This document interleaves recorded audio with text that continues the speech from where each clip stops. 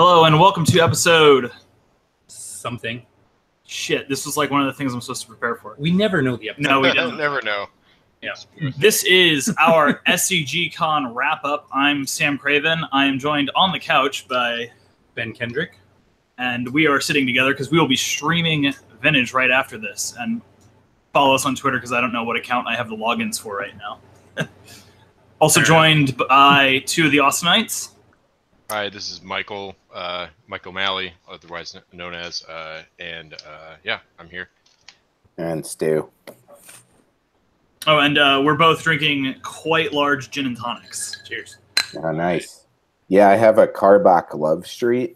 I was leaving my apartment the other day and it was super hot, and there was this girl sitting on the sidewalk drinking this like blue and orange can, which I thought was Love Street, and it turned out it was actually a Monster. But like it put, it put the idea in my head to get it. So Drinking those Houston beers, huh? I like Carbach. They're pretty good. They're part of the evil empire now. I know they got a lot. I'm bringing the average quality of the beverages down. I'm just got a Blue Mountain Coors Light that I'm just about to open. Nice. Well, at least those mountains are blue. Yeah, they are blue. They are blue. Yeah. I actually went to the little shop around the corner and picked up some Bud Heavy last night, just in case, to finish the night out with. I love Bud Heavy. We were talking about that during our trip. We were drinking Yingling. Yeah. Yep.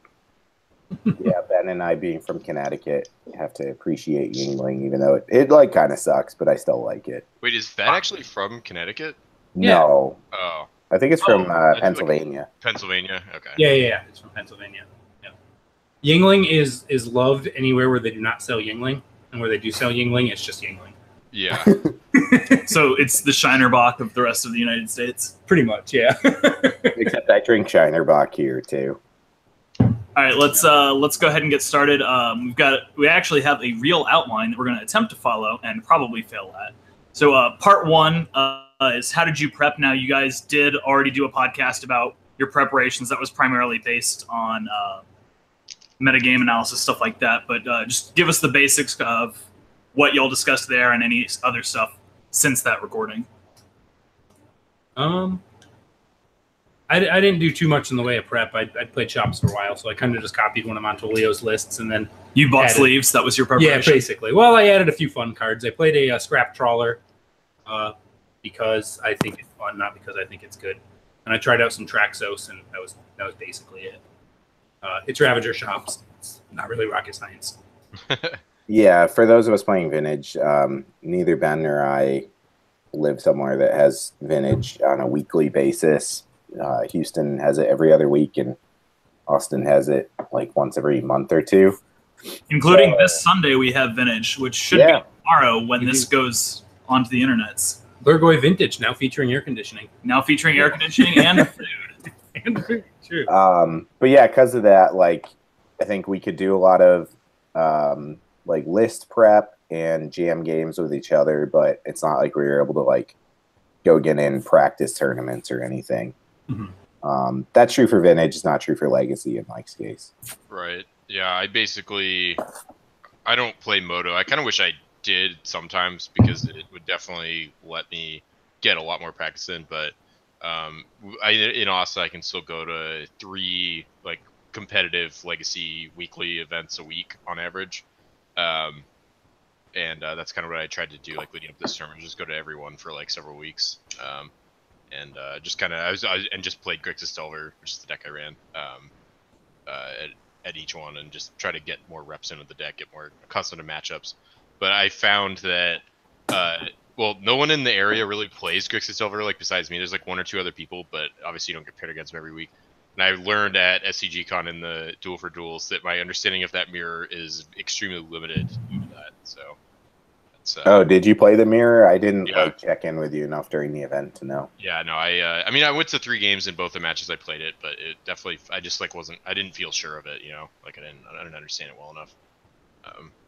I think you're supposed to board out your death rights, right? Yeah, oh, definitely, yeah. Those cards, they don't do anything in that matchup. Yeah. No, that's the way to do it. Yeah. So, would you like to tell everyone, Mike, what you did to prep the night before to get in the right, frame of mind? Let me put another name on the monument to people who don't heed the advice, the tournament prep advice that says to take care of yourself and prepare mentally as well as physically, or physically as well as mentally. So we got in on Friday, and we got to our Airbnb, or no, we got in Thursday night, and we just like hung out. And then Friday, I played in side events because Ben and Stu and Patrick are all playing in the Vintage Tournament, and the Duel for Duels didn't start till the next day. And I did quite well in the side events. I played Aggro Loam in the first one, and I ID'd for undefeated at the end of the last round. And then the second one, I went 2-1-1. I played Bug Delver in that one. And at that point, it was like the end of the first day. And I was like, oh yeah, I'm doing great. That was awesome. And I was just like, I was having such a good time. I was having like maybe a little bit too much fun. And like we went out for beers. And honestly, if I had, it wasn't the beers that really did me in the next day. It was just overeating, because like we went to this bar, and they had like you could like order like take out like pseudo delivery from a nearby like restaurant, and they would bring it to you at this bar. And I got a hamburger, and then I also saw they had like tater tots, but they were like flavored with garlic and truffle oil. So like, ooh, I gotta have that. And the menu didn't specify that the burger came with anything, even though that's just like a super rookie mistake. Like, so you had like 3 potatoes. Yeah, three potatoes that were like covered in garlic, and I would assume truffle oil, although that's a little goes a long way with that stuff. And then several more beers after that, and basically the next day, like, I just had like I woke up with heartburn in the middle of the night, just like like chest kind of burning, and that didn't really go away until like halfway through the first day. And yeah, it was just all around physically not a great way to start the day of the event that you flew across the country for. So your burn matchup was poor outside of the tournament. Yeah, I lost to burn before the tournament even started. Let me just put it that way. Got a little SX climb. Yeah. Well, I guess we got a little bit off track. Well, I mean that actually brings us into our next point. Unless y'all have anything else you want to mention about your prep. No. Well, our next point is getting there. Interesting stories. The road trip. We should definitely mention how you guys got down there. Mm-hmm. Yeah, so we all flew into Raleigh, which is about 3 hours from Roanoke, because flights from Texas to Roanoke directly were pretty pricey. So we flew into Raleigh and rented a car and drove from there. I think it's worth mentioning that because we're all from Texas, a 3-hour drive is like a Sunday stroll. It's pretty right. I really drove 3 hours that bad. Yeah, we so I got in much earlier. I had a 5 a.m. flight out of Houston.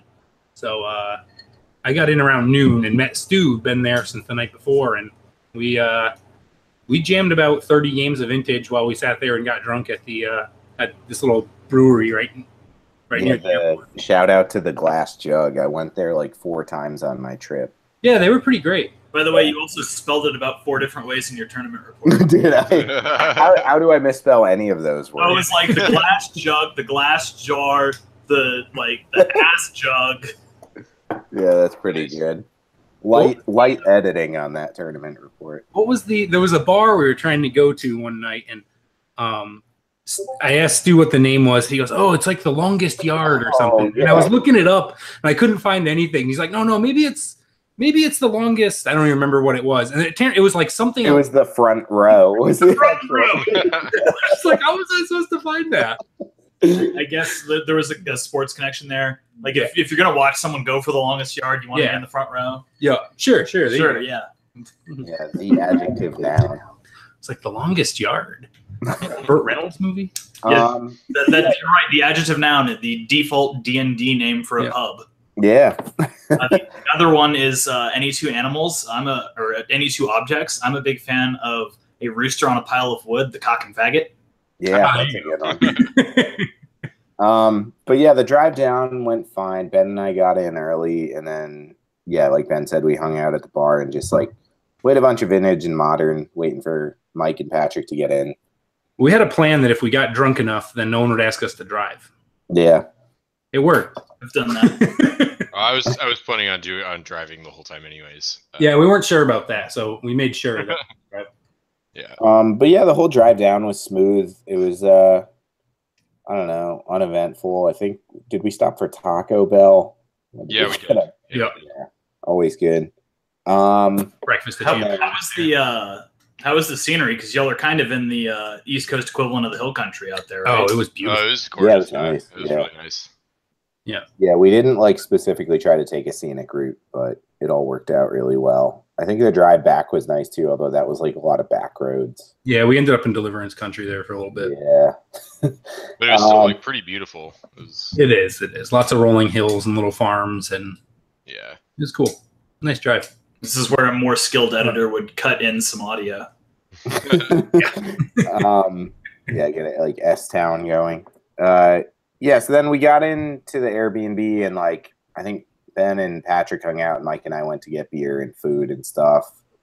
Our Airbnb was on top of this like really steep driveway, and Mike tried to back into the parking spot and like scraped up the back of the rental. just a little bit. Hey, this is being recorded, so let's say it was already scratched. It was already scratched. Yeah, let's hope nobody at Hertz is a Magic player, Yeah. a vintage legacy player. That'd be. My dad also took a little trip down the driveway because I forgot it.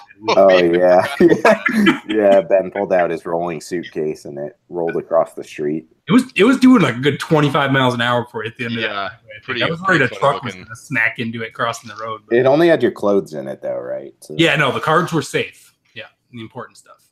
But yeah, that night I don't think we really did much, right? I think we just hung out at the Airbnb and like prepped our decks and stuff, got ready for the next day.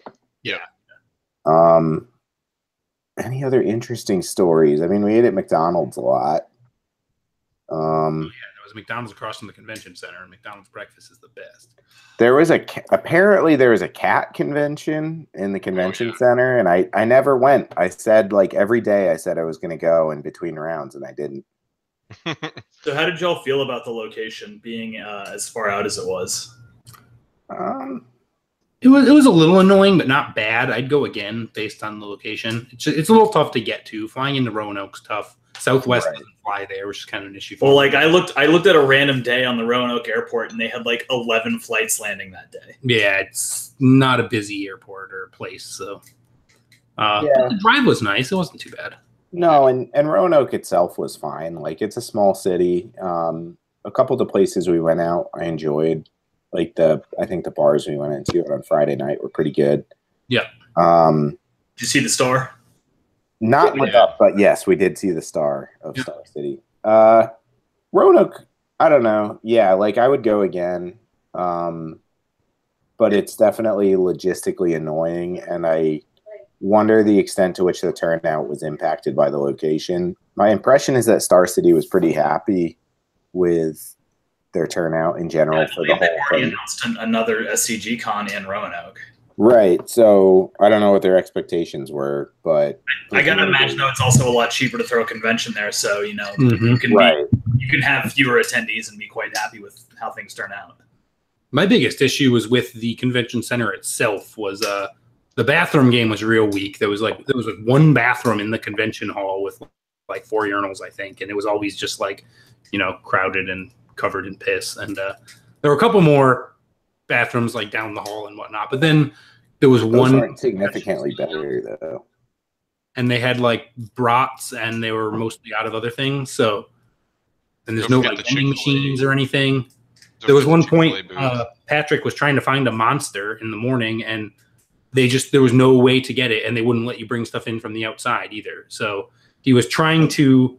There was That's like really weak that you can't bring stuff in. Yeah, with having a crappy food selection and you can't bring stuff in. Yeah, but they had like a VIP area, and they had like a little fridge with free monsters in there. So Patrick was trying to pay anyone who was a VIP to grab him one and give it to him, and he got yelled at for it. He got like a warning. Sold monsters. He's trying to buy a monster for $10 and he can't get one, Yeah, missed opportunity for a lot of revenue for Star City. It's like, how many people in the room must have been in the same situation? Yeah, well, they had like a Chick-fil-A, and that little ice cream place was pretty good too. So I would imagine they don't have any control over the concessions other than what's open and closed. Like they can't sell Monster. That's probably a whole separate contract that costs. That's fair. That's fair. By chance, yeah, other than that, mothership? Sorry, what was that? Did you check out the Star City mothership while y'all were there? No, was it even open? I don't know. Yeah, I didn't even think of it until now. Wow, yeah. Now that you said that, that seems like a missed opportunity. Yeah. Maybe if we go to SCGCon in December. Yeah, it seems generally very well run too. Yes. Yeah, I give mad props to the like the staff, the actual event staff, like the judges that were assigned to like monitor the lines were doing they were just like on point, like making sure like they like if you're waiting in line and it's like there's an event that you're trying to sign up for at 11 and it's like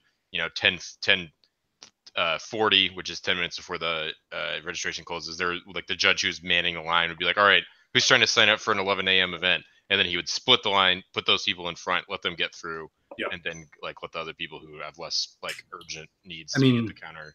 It was pretty awesome. I was really impressed with that. Generally, that's just Star City. They're on top of their shit. They know what's up. I've always thought that Star City is the best of what used to be called Premier TOs. I don't know if that still exists now that there's no GPs. Well, just Channel Fireball. And it's kind of sucks that they only run events in Dallas, and I'm not driving 5 hours to play 4 rounds of Legacy against people from Houston. Yeah. So, yeah, I've always enjoyed Star City as a TO. They do a very good job, I think. So. Yeah, and apparently Channel Fireball's struggling today with Vegas, so I guess it helps better contextualize. Excellent Schadenfreude with that. Yeah. So for real quick aside, for those not in the know, the modern GP started at like 11 a.m. today, and as of like 2:30 local time, they had not started round 3. Ooh. Or like it started at 10. They had over 2 hours off. And my guess, because they didn't want to say what the problem is that they crashed Walter, the Wizards' large tournament reporter, and were re-inputting results by hand. Oh, God. I was joking with some technical friends. It's like, I bet you with like $500 in pizza and beer, I could get $1 million developers in this apartment today to write a better piece of software. Yeah. Yeah, I mean, so in the past, I've always liked Channel Fireball as a GP organizer as well. I think they normally do a good job, but it seems like they just have too much on their plate right now with every GP. Well, I mean, some of this stuff is not their fault. They were also offering after round 2, if you dropped, they would give you a refund. There were people tweeting that they were declining refunds because of how long the line to drop was. And then they ended up, anyone who stayed in the event gets free entry to another GP, which they run, so they can do that. And this is not the first time they've given out refunds of that kind of scale, which I have to imagine they're getting that money from WotC. If WotC's software crashes, that's on WotC, not on Channel Fireball. Yeah. But as far as I know, SCG didn't run into any issues like that this weekend. I feel like the Vintage event ran pretty smoothly the whole time. I mean, people were definitely going to time, so we were sitting around a lot. But yeah, some of the rounds were going way over, but that's not really their fault. They were having the next pairings up like 5 minutes after the. It was always just like immediate every event, and the SCG or pairings.starcitygames.com like website that you can just go and type your name in. It would be like, and they would have that would be ready before they would even get the actual pieces of paper like printed out. So if you were that's starting to be the case at the GPs as well. And in fact, with whatever Channel Fireball uses, you can see your current results or your current pairing. You can just refresh to get the new one, and it also has all your previous ones, so you can make sure that got recorded correctly. Which that's actually a thing I've been thinking about, building some pairing software so that people don't have to rely on WotC stuff for their events like ours. Is having some way to verify that your results were input correctly, because other than wins, losses, you don't have a way to make sure that, 2-0 versus 2-1 got recorded correctly. Yeah. Please do that. Well, I'm one of those guys. I like to have projects, so I have about 15 different technical projects on my plate right now. Yeah, and I see a guitar behind you guys too, so it looks like you're just like all over the place with. Oh, I was kind of drunk the other night, so. So I pulled out the guitar, and then we're going to end this podcast with Wonderwall, obviously. Yeah, I don't think we had any other real thoughts on the location or anything like that. Roanoke was fine, though. I feel like I'm used to if I want to go to Magic events, going to, tier 2 or tier 3 cities, like it's not like you're frequently going to get to travel to like New York or Chicago or something like that for a big event. Well, you're never going to travel to a union town for a big event. Yeah, good point. Good point. There are forces at work here that you're unaware of. So for what it was, like Roanoke was fine, and if I lived on the East Coast and could drive there, I would definitely be all over returning. Like almost everybody I talked to who didn't say that they were from the Roanoke area they said they had driven in and from maybe like not too long. Although I did talk to a couple of guys who had driven all the way from Michigan. Yeah, yep. I played against 2 Michigan people. Seems the Michigan vintage community is quite strong. Yeah, Detroit's got a good thing. Yeah, in terms of, I would love to, like, if it was in Dallas 5 hours away, I would be totally down for it. But I got to imagine, like, someone like Steve Menendian living in basically San Francisco, that had to be 2 full days of travel. Yeah, but I mean, if you think about your demographic, it's just like, especially vintage players, but probably also legacy players are able to do these types of things because, like, these events are so rare that they're going to be enthusiastic and willing to do it. Yeah. Well, this is the thing. I've had this conversation with a couple different people. Is I know for me, the problem in events like this does not come down to the money of trying to get to a place like that. It's that if this is 2 travel days instead of me getting off work and then going to the airport, like I only have so much time off. Yeah. And time off is a lot less flexible than being able to like, okay, I'm gonna not buy that new toy. Yeah, for sure. And in my case, I like work from home, so I have a little bit more flexibility on stuff like that. But I'm sympathetic to people who don't have that level of flexibility for this travel. Yeah. But anyway, so do we want to hop into the tournament itself? Yeah. Stu, do you want to start us out? We can first of all say Stu has a quite long tournament report. It's up on our website, LoneStarWarVintage.com. It's the top post right now. Do you want to give the mana drain if you don't like our site for some reason? Oh, fuck that. Tell people to go to our site, damn it. Branding. Do you want to give us just some of the highlights from that? I had a really good run with it. The Power 9 series is the only event I really played. I did a vintage challenge on the last day before we left, but as a spoiler, I made day 2. I wound up going 9-4 and coming in 13th out of there 124 players. So it was a really good event for me, but the way the SCGCon was structured, that was all I was able to play in, because by the end of the last rounds each night, I wasn't like interested in playing like a 6 o'clock event. Right. I believe, by the way, that makes you the highest any Goif has placed in anything. In a vintage event, yeah, we've had higher placements in Legacy. Patrick and Ben top 8'd an SCG Classic, right? Classic, I think they're called. Yeah, that was in Dallas in like I'd say 2016 probably, or maybe 2015. Yeah, that one was funny. We were joking the whole time. Oh, well, we'll probably be the top 4, but then I ended up playing Patrick in the top 4. Yeah. Quit joking about that shit. I know. Besides that, yeah, I know Patrick. I think both you and Patrick have had some good finishes at Eternal Weekend as well. Like you've cashed anyway. Yeah. I think Patrick got like around 13th at Eternal Weekend a couple of years ago when I was there. He was somewhere right around there. And then I just went and looked at the standings, and he had much better tiebreakers than I did, so I just scooped him. But yeah. No collusion. But I think no collusion. But yeah, I'm probably the highest vintage placer we've had. But that's partially just because there's so few vintage events that when do you even get the opportunity? Yeah. Played it well though, man. We're to about 4 major vintage events a year in North America. Right, and Goifs could probably go to like one of them.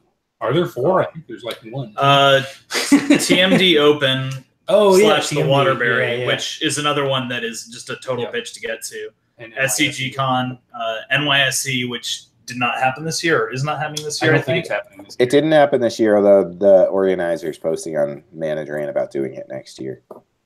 Yeah. That's another one that's also quite difficult to get to. Yeah. We should hit up TMD sometime, since I do live in Connecticut. Yeah, I would love to. Yeah, I want to go to your bar. Yeah, that'd be great. And just like every time I have a complaint, be like, I know the owner. So yeah, highlights of my event. I mean, going 9-4 was awesome. Generally, that's my personal best finish in an event, and I cashed, which was like generally my goal was to cash or just like finish in like the top 32 or 60 in like some real standing. So that felt good. Highlights. I'm like scrolling through my report. I played against Ben in round 3, so that was great. Won that one. Yeah, Ben stomped me super hard. He was playing Ravager Shops, and he and I've like tested that matchup a lot, and it's generally just pretty bad for White Eldrazi. Yeah. And it went especially poorly that match. You got it 2-0. Well, you were hanging on for quite a while there with that Kataki until you kind of ran out of lands. Yeah, yep. You were just wasting me and making land drops and threats, and got there. But so that was fun. It's always, I don't know, like right before the round, Ben and I were joking that we'd get paired up, and then it happened. So of course, jokes like that. You got to just be like making jokes like, I'm going to get paired against the guy who brought his standard deck. Yeah.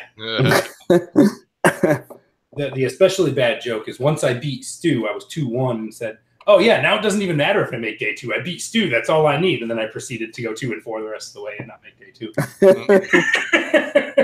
And Stu did, of course. I shouldn't have joked about that. Yeah.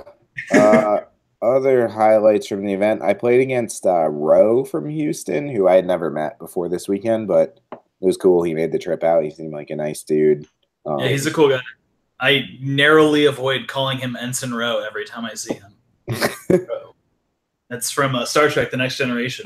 Okay. We're going real nerdy on this Magic the Gathering podcast. Oh my god, there's nerd content here. You saw that coming. Yeah, so I played against Roe. I beat him because he was playing Bug, which is just really bad against Eldrazi. Against 5/5s. Yeah. Like if you make any Eldrazi, their deck just can't beat it.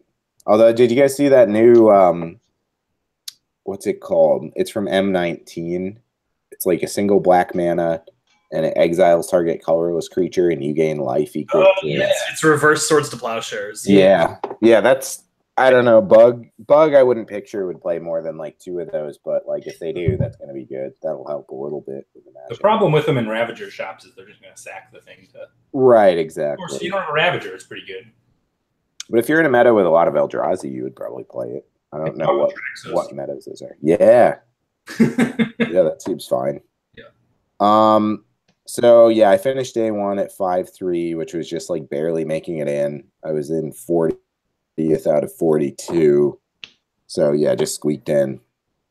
And then on day 2, my first round was against Sean O'Brien from Team Tusk, which was good. We should comment. Huh? We should comment on who won that match too. Oh yeah, no, I'll drag this one out.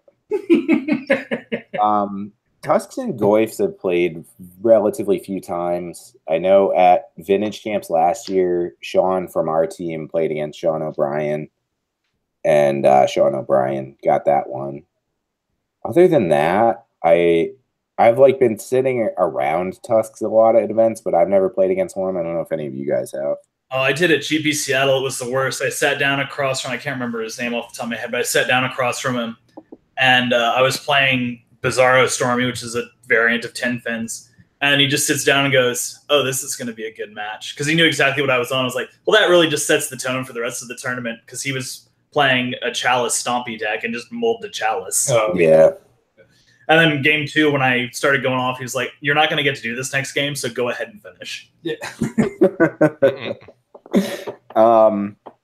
But yeah, in my match, Sean O'Brien was playing like stacks, which is what he usually plays. And he was, as soon as he saw the pairings, he was not into it. Like he thought that was a pretty bad matchup, which my last round of day 1, I beat stacks really easily too. And I had always kind of assumed that was a bad matchup for me, but I'd never play it. Like the one time I played it was against Sam at the Goyce Invitational, but that was like 5-color stacks. It was also 5-color stacks, and we had been drinking for multiple hours. Yeah, and I think you like led off with some like a turn 1 Trinisphere in one game, and another game you like balanced me really hard and stuff like that. But this was, I believe that was I played 6 cards and then cast the card balance on turn. Yeah. But yeah, this was like traditional colorless stacks, so didn't have any of that. And yeah, he could just never beat my Thorn effects, basically. Like both games, I just made like 2 dorks. They slowed him down way too much, and he never did anything. Like game 2 was notable for him having the double Ancient Tomb hand, which like double Ancient Tomb in general is just awful, but when you're playing against an aggro deck, it's really bad. I'll tell you, it's a lot less worse with Traxos. Fair. Yep. I've had a couple like double energy field. I'm like, yeah, pay 4 life, no problem. Yeah. So yeah, I got that one 2-0, which was cool. That was like a good start to the day, and it's good to even the score against the Tusks for Vintage anyway. So we'll see what happens the next time we run into them. Other than that, I don't know. So I finished out 9-4, which put me in 13th, which is really good. But like White Eldrazi is just a funny deck because it's like any Eldrazi deck where you get a lot of free wins because the deck is just, you have such high-powered cards, and in this case, you also have fast mana. So when you play it over 14 rounds, you have or 13 rounds, you get a certain amount of games where you just like win them for free. I win. Yeah, that type of thing. Which, you know, that's Vintage, right? Like any good Vintage deck, except for like the most fair ones, can do that on some level. Well, this is a question that I'll be bringing up later, but that is a thing that is kind of cool about the way too many rounds format, is that it kind of evens a little bit of that out by making you play way more rounds than you normally would. Yeah, I liked that a lot. There was, you know, X2-1s making the top 8 and stuff, so like an early loss doesn't just kind of fuck you. You know, you don't have to go X1 to make it. Well, I mean, if you think about my case, it's like, again, I barely squeezed into day 2. Yep. I picked up 3 losses on day 1, and then still to be able to finish out at 13th, it's, you know, that's the benefit of that structure. Yeah, so if they do it again next year, I'd love for them to do 13 rounds. We're complaining about it, but I thought it was great. I'm not a fan of the overlap, but we're going to get into that a little bit later. Let's finish your tournament report. For sure, yeah. Let me think. My last round, I had a really good last round against Dredge, which is one of the best matchups for this deck in general. So you know, there's only so much to say about White Eldrazi beating Dredge, but I talked about it a bit in my tournament report, but I lost game 1. I went into it not mulling to Containment Priest, even though I knew he was on Dredge, which, you know, I guess there's an argument that you should just mull to get Containment Priest, but it's just like White Eldrazi doesn't mull super well. And it feels pretty bad if you're like, oh, I got to draw my priest, and then you sit there and mull to 4 and wind up with a terrible hand. And then if you do get the priest, you're not going to get a white source. So. Right, exactly. So I kept a 7 opener that led on turn 1 Smasher, which is like on the play, which is like about as good as you can ask for. Like that's insane to lead on turn 1 Smasher. When you put it onto the stack, did you ask permission in the correct way? Did you say, "Can I smash?" Yeah, I did not. But he countered with, he had a double Bazaar hand that just went completely insane. So he ran out of zombie tokens. I remember that. And yeah, he had zombie tokens, and he ran out. Yeah, on his turn 2, he had like 20 plus power of zombies and a few other recurring things. Important question: which zombie token was he playing? Some like modern one. Yeah, they're kind of weird. 2/2 zombie tokens. Yeah, they weren't very exciting. I have personally the RK Post Night King zombie tokens from when I play Dredge. Mine are better.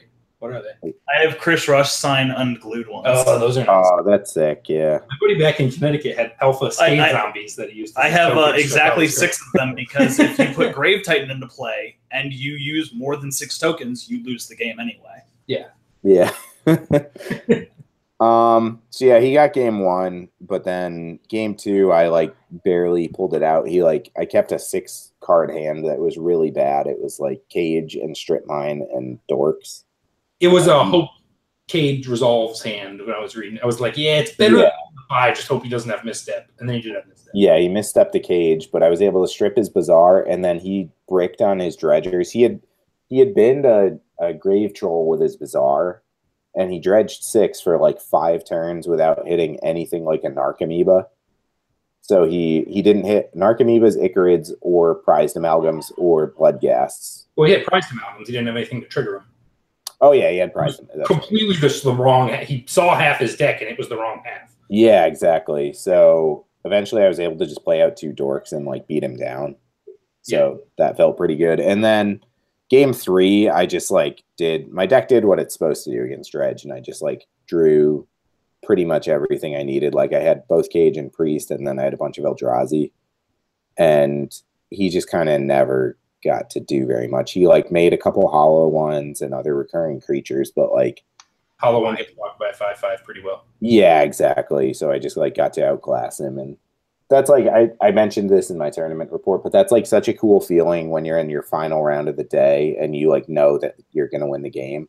Once you realize that, this like really like positive feeling comes over you. Every time I realize that, I've lost afterwards. Yeah. And it's like something really dumb where it's like they'll be like, yeah, I'll cast this card that says I win the game, and I have like 6 Force of Will spec.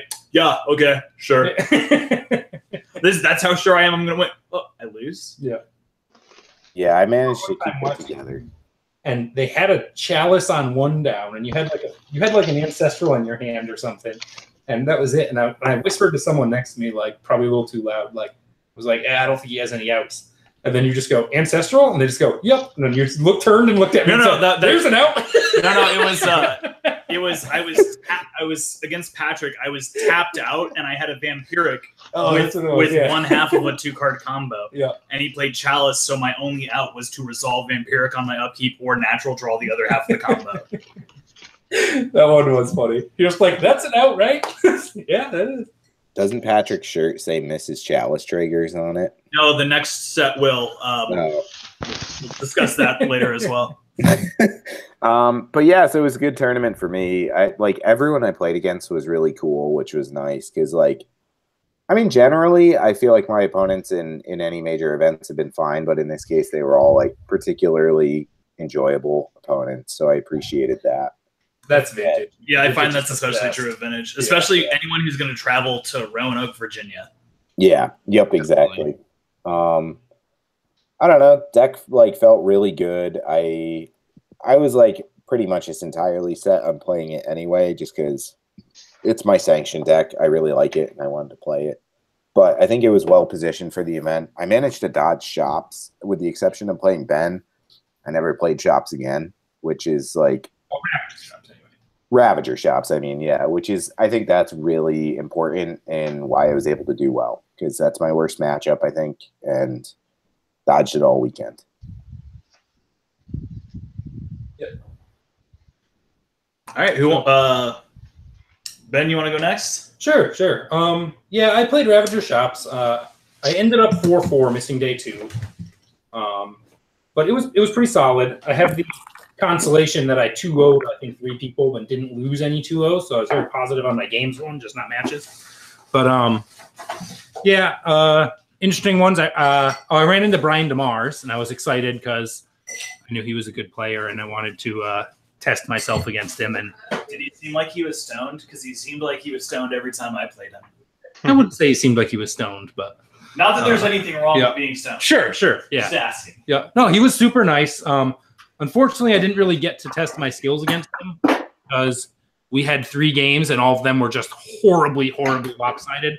So he just absolutely smashed me game 1, then I absolutely smashed him game 2, and he smashed me game 3. We even talked after the match about it, and he's like, yeah, I think like that's just, we were just both on autopilot. There was like no decisions in that match. So that's disappointing. But and then, of course, I end up needing, in the last 2 rounds, needing to win both of them to get in. And I played against Moon Stompy, followed by Moon Stompy. So that was I won the first one, and then the last one, in game 3, he by-forced me, I think, 4 times in one game. So it was ugly, but so 4-4. It was okay overall. I did all right. I lost to Moon Stompy. I lost to Grixis Thieves. I lost to Shops. And I lost to Blue-White Bomberman, which was wonderful. That was a cool list. It wasn't like Oath or anything. No, it was General Bomberman. So he got the I had thought I had locked him out of the game with sphere effects, but he got the, I'm going to declare X as 0 and then pay for the engineered explosive with blue and white and get it on 2. And then he started recurring engineered explosives with Uriak salvagers, and it was that's nasty. Yeah. I complimented him on the list. It was a fun way to lose, I'll give him that. He had a very cool list. I don't know if you talked about this. I was just going to get pizza, but the Moon Stompy matchup that I saw in the final round seemed like game 3 was a bit of a beating. Yeah, I kept a hand with I mulled the 6 and kept kind of a weird hand that was, the hope was that I could just go really fast on him, and it just kind of didn't get there. And then he got a bridge down, and I had a bunch of 2/2s, and he had a 1/1, or he had 1 card in his hand. So, but I, all 3 games I had him down under 5 life, and when he stabilized and kind of locked me out, and he even had no rod, so I couldn't even draw the what's it called, Ballista. The ballistas. Yeah. The disappointing one was game 2. I had a worm coil in my opener, and I had enough to get to 5 mana on turn 2. So it's like, as long as I draw a land sometime in the first 3 turns, I'll get this worm coil down. And yet just didn't see another mana source. Yeah, that seems to be universally true when I Yeah. play workshops. When you definitely win if you draw a land, that's when you don't draw a land. Yeah, exactly. But I can't be too disappointed with it. So I mean, that deck seems really well positioned against shops. I mean, I think he was playing 4 by Forest, and I assume some number of Fiery Confluence. generally pretty solid. And besides that, the entire way that Shops wants to play is it plays symmetrical effects, and then it uses Mishra's Workshop to make them unsymmetrical. Yeah. And Blood Moon, which they're playing, Makes it symmetrical again. Mm-hmm. It brings it back to symmetrical. I would guess that you probably pulled out your spheres. I pulled out my spheres, and I debated whether I should have. So in those matchups, I take out my resistors, except for my sphere effects, except for Trinisphere, just because Trinisphere is a turn 1 win. Right. That's reasonable.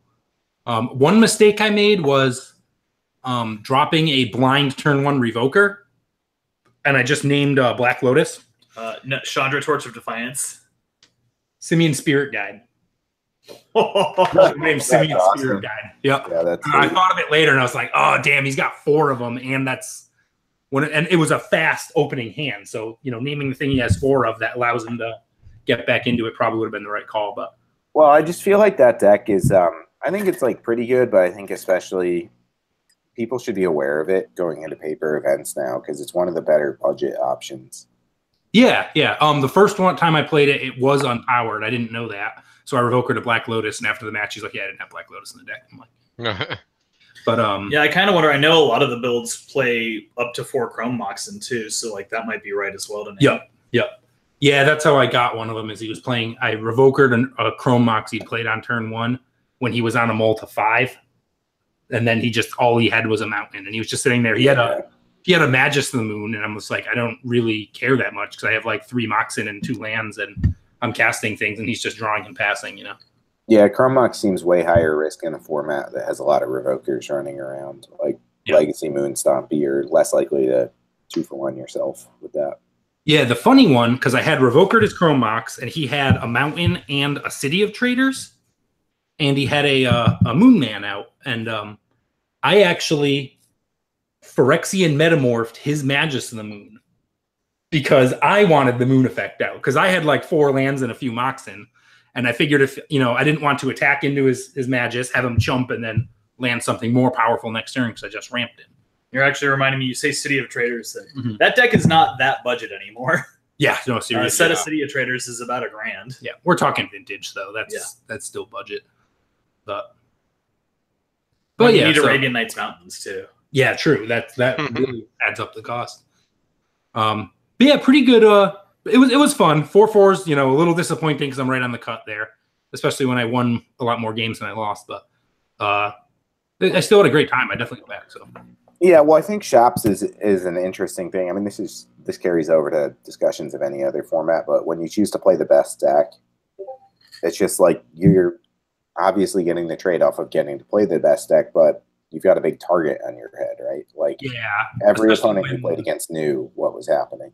Especially when that best deck is made of a whole lot of artifacts, because artifacts aren't exactly hard to kill. No. That's like one of those Moonstompy players just was like that he had, 4 by forces and a few fiery confidence, and he was actually that's one of the things of putting ingot chewers in the main and just. I'm a big fan of pseudo pre-boarding. Yeah, especially and like with every deck in the format plays artifacts except Dredge. Right. So like 2 fragment ties or a couple shatters, or I'm sure there's something better than shatter at that cost. Like Ancient Grudge. Worst case scenario with Ancient Grudge is you blow up a Mox with it. It's not it's a 2-mana Stone Rain. Yeah, it's a Stone Rain. Not the worst thing I've ever seen, And if you have it against shops, you're really happy you have it in the main. So. Well, obviously there's been a lot of discussion about whether or not workshops needs a restriction, and I've always get a lot drunker to get to that podcast. Yeah, we'll record that one like tomorrow night at like 11 or 12. We should that topic be, I think. I don't want to like go down that rabbit hole really, but it's just like. Or we could stay up all night, do that podcast, and then watch the first World Cup game tomorrow at 0500 local. Yeah, but then we'd have to watch soccer. World Cup going on? Yeah, the Spain-Portugal game was unbelievable, and I'm not a soccer fan. I thought the World Cup was in 2020. But isn't it the Olympics? Competition for it starts. That's the Olympics. Oh, and then it's in Qatar in 2022, which makes no sense. Huh. Back on top. Anything else on your tournament report? No, not really. It was a good time. We did we could talk to later or maybe later about we all played the vintage side event. It's coming up. That's coming up. We're not there yet. I have an outline. Mike, you want to give your tournament report? Sure. Yeah, this is an important one because none of the other guys of us played Legacy. Yeah. Well, Patrick did. Legacy sucks. Oh, that's true. Patrick did, yeah. So earlier in the cast at the beginning, we went over briefly my physical and mental state at the start of the day. I was still feeling pretty good. Like once I kind of got awake and had some food, had some coffee, like I wasn't really like thinking, like I didn't feel like it was like actually affecting me. But kind of as the course of the day went on, it definitely started to take its toll, and I was just like more tired than I probably would have been. But yeah, so the tournament starts out Saturday. We roll into the convention center. I'm not like yet feeling nervous because I'm still having like heartburn though. Like, so that's like replacing it. I just want you to know the mental image I have real quick. When people say they roll in somewhere, I picture it like slow motion movie montage. Yeah. And like, you're really throwing your shoulders around as you're walking. Oh yeah. But we were so far from that. So you're like throwing your shoulders around, but one of your hands is over your stomach. Yeah, I was like a bit hunched over, maybe just a tiny bit. I might throw up in this line. I'm picturing like 1990s, like boombox on your shoulder. We're all walking in. Deck box on your shoulder. Yeah, there you go. Like the Hunchback of Notre Dame, instead of Hunchback, you have a deck box. Yeah. Yeah. But yeah, I didn't actually get an account or hear account of how many people actually played in the tournament. I'm sure that info is like out there somewhere. But so like I played round 1. I played against the first round I played against that Depths Reanimator Living Wish deck, like Turbo Depths Reanimator. Oh yeah. That like Matt Nass played at Seattle. And I'm trying to remember. It was like I kind of got I realized he was on that game 1 when I like probed him, and I saw the Living Wish, and I commented on it. I was like, oh dude, that deck is so sweet. And then he like I forget how he killed me. I think he shallow grave to Gristlebrand at my end step, drew 7 cards, went to his turn, and then he was able to like kind of go off from there, and he basically resolved the Gristlebrand that didn't die at end step that I was never going to be able to deal with. I believe it's referred to as casting Grizzlebrand.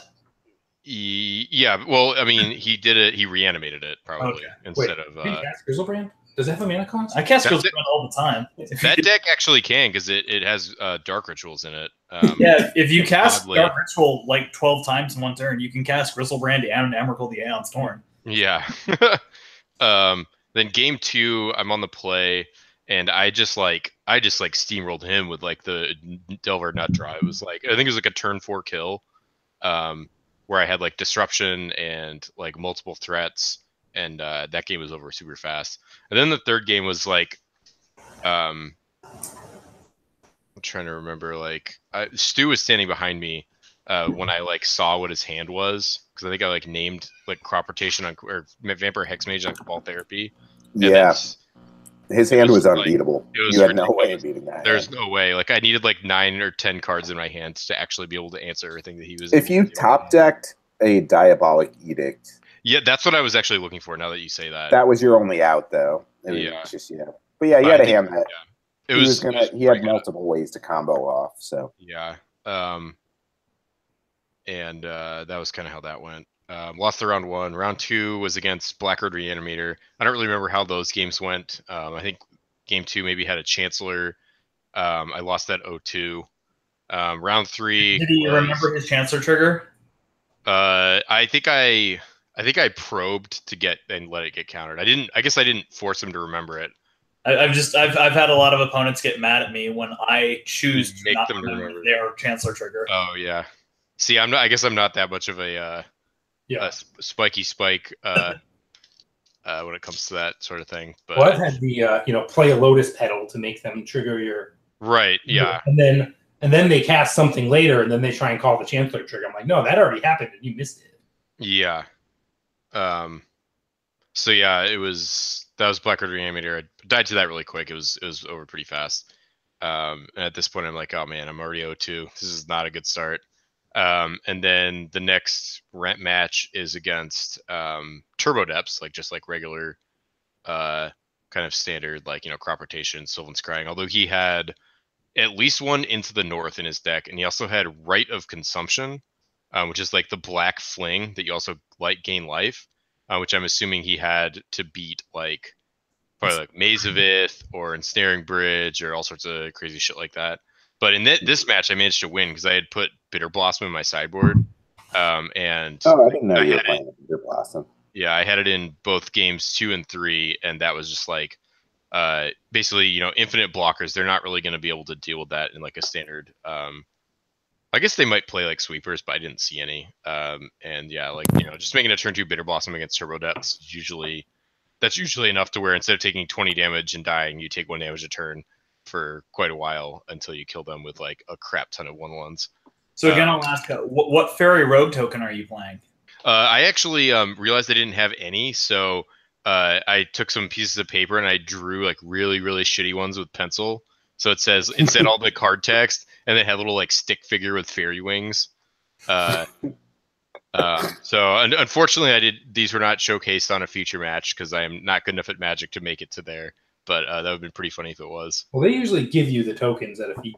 Well, but see, what I mean is I would put it out and they'd be like, no, here you go. Here's the real one.